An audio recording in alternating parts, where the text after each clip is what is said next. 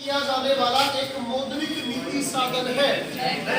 तो बैंक दर, आधार दर, बट्टा दर, कोल दर। तो आंसर क्या होगा? बैंक दर। देखो हम सबसे पहले बात कर रहे हैं किसके बारे में भाई?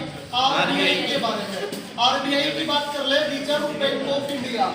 अगर हम बात कर ले आरबीआई एक्ट अधिनियम कब आया था? तो आरबीआई एक्ट आया था 1934 में। कब आया था? 1934 में। आपसे पूछा जाए किस अधिनियम के तहत आरबीआई की स्थापना की गई? तो 1934 के आरबीआई एक्ट के तहत। उसके बाद में आपसे पूछ लिया जाए इस आरबीआई की स्थापना कब की गई है? रिजर्व बैंक ऑफ इंडिया की स्थापना 1 अप्रैल को। अब 1 अप्रैल को 1935 में किसकी स्थापना हुई है? RBI reserve bank of India की क्या हुई है? स्थापना हुई है।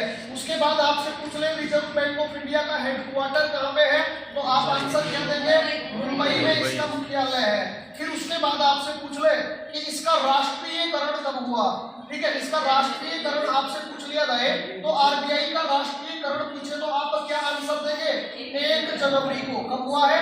1 जनवरी को 1949 में RBI reserve bank of India का क्या हुआ है? राष्ट्रीयकरण हुआ है।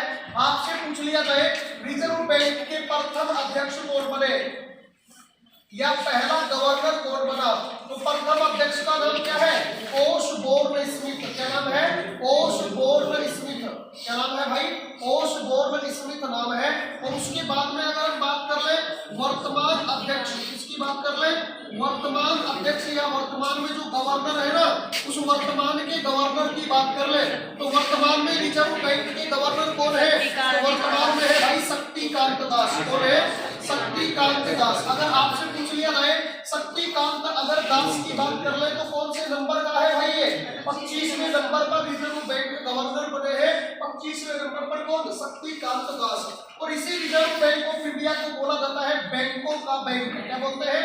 बैंकों का बैंक भी इसे कहते हैं, क्योंकि भारत का सबसे बड़ा बैंक कौन सा? Reserve bank of India. RBI है जो बैंकों को क्या देता है? लोन देता है। तो बैंकों को ऋण या उधार में पैसे कौन देता है?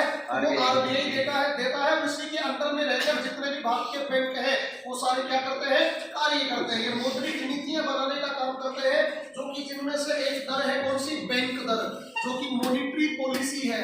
ठीक है, आपसे पूछ लिया जाए मॉनिटरी पॉलिसी कमेटी का गठन कब हुआ? तो 1934 के ही आरबीआई एक्ट के तहत धारा 45 ZB के अनुसार इसका गठन किया गया था आरबीआई के जो है मॉनिटरी पॉलिसी का। और आपसे पूछ लिया जाए मॉनिटरी पॉलिसी में कितने सदस्य होते हैं? तो 6 सदस्य। कितने सदस्य होते हैं? मौद्रिक नीति में 6 सदस्य होते हैं, जिसका हेड भी कौन होता है? गवर्नर होता है भाई। और जो आज कौन है? शक्तिकांत दास। समझ में आया नहीं आया? अगला क्वेश्चन देखिए ध्यान से। किस झील को भारत में एकमात्र तैरते हुए द्वीपों की झील के रूप में काउंट किया जाता है? देखो ऑप्शन देखना, चिल्का है, लोनार है, लीलम बुंदी है, पुलिकट है। और एक पांचवा ऑप्शन और ऐड करो इसमें, लोकटक। पांचवा ऑप्शन ऐड करो इसमें, लोकटक। कौन सी झील? लोकटक झील। आपसे पूछ लिया जाए लोकटक झील के बारे में तो लोकटक झील की बात कर ले तो ये कौन से राज्य में है भाई? मणिपुर राज्य में है। और यही इसका क्या होगा? सही आंसर होगा। मणिपुर में लोकटक झील की बात कर ले तो ये हमारे पूर्वोत्तर भारत की, कौन से की? पूर्वोत्तर जो हमारा भारत है ना, उत्तर पूर्वी भारत, इस पूर्वोत्तर भारत की सबसे बड़ी झील है। आपसे पूछ लिया जाए पूर्वोत्तर भारत की सबसे बड़ी झील कौन सी है? तो सबसे बड़ी झील कौन सी होगी भाई? लोकटक झील होगी। और इसी लोकटक झील की बात करें ना भाई तो लोकटक झील के अंदर ही एक नेशनल पार्क है, एक राष्ट्रीय उद्यान है। और उस राष्ट्रीय उद्यान की बात करें तो उस राष्ट्रीय उद्यान या नेशनल पार्क का नाम है कैबुल लामजाओ। क्या नाम है? कैबुल लामजाओ। अगर आपसे पूछ ले कैबुल लामजाओ नेशनल पार्क तो ये एकमात्र तैरता हुआ नेशनल पार्क है। आपसे पूछ ले एकमात्र तैरता हुआ नेशनल पार्क कौन सा है? कैबुल लामजाओ है। तो एकमात्र तैरता हुआ राष्ट्रीय उद्यान कहाँ पे है?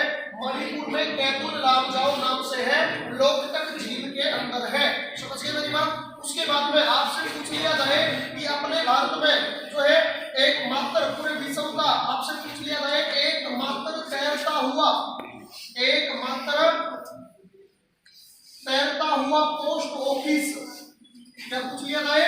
पोस्ट ऑफिस की बात कर ले तो एकमात्र तैरता हुआ पोस्ट ऑफिस कहां पर है भाई? डल झील में। कौन सी झील में है? डल झील के अंदर है। और ये डल झील कहां है? जम्मू कश्मीर के अंदर है।